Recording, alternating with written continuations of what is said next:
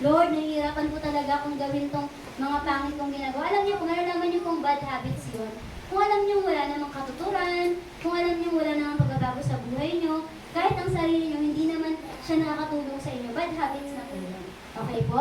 Kaya ang gagawin natin, i-surrender natin kay Lord. Kasi siya ang tanging makakatulong po sa atin.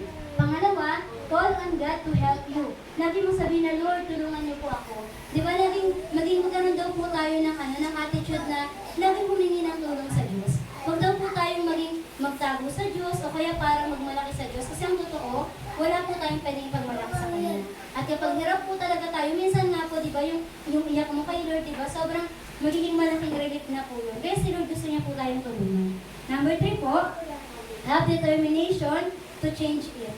Talagang determinado ka po talaga. Talagang sinasabi mo talaga sa sarili mo na from now on, itong mga good habits na gagawin ko. Yung mga bagay na ikalulugod po ng Panginoon.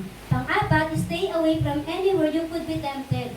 Ito po yung alam nyo, pag napadaan ka sa kanto na yan, baka makita mo yung kumpare mo, na mahilig mag-inom, di ba? Baka sabihin, toma na naman kayo, di ba? O kaya alam mo dyan sa iskinita na yan, may mga nagbibinggo talaga dyan. Kaya alam mo wala kang pera ngayon, baka kumita ka dun, di ba? Lumayo ka doon, lumayo ka sa mga ganun. O yung cellphone mo, alam mo namang para may lumabas na kung ano sa feed mo, di ba? I-ex mo na agad, tanggalin mo na agad kung alam mo matitempt kang panoorin.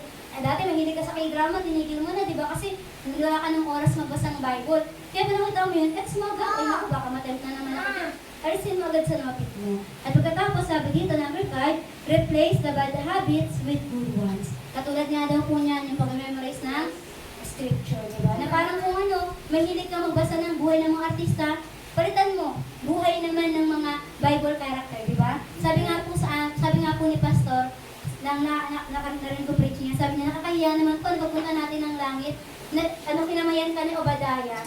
Tapos sabi mo, ay, sino ka nga ba? Ikaw ba yung yung sa liwan? Ikaw ba yung ganito? Di ba, hindi mo pala kilala? Kasi po, busy ka sa buhay ng ibang tao.